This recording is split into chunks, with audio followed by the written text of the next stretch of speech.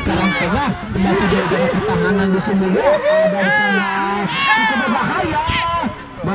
Sudarlun, dalam rangka memperingati Hari Kemerdekaan ke-72 Republik Indonesia, beragam perlombaan diadakan. Pertandingan bola kaki mengenakan sarung adalah salah satu di antaranya. Berlangsung di Gampung Menasah Krung, Aceh Besar, lomba ini tidak menitik beratkan pada siapa yang akan menjadi juara, tapi lebih pada hiburan. Selain itu, momen ini juga menjadi ajang silaturahmi warga. Selain pertandingan sepak bola mengenakan sarung, panitia kegiatan lomba 17 Agustus di Gampung Menasah Krung juga menggelar lomba tarik tambang, makan kerupuk, panjat pinang, dan lomba membawa kelereng dengan menggunakan sendok. Dari Banda Aceh, M. Fadil melaporkan untuk Serambion TV.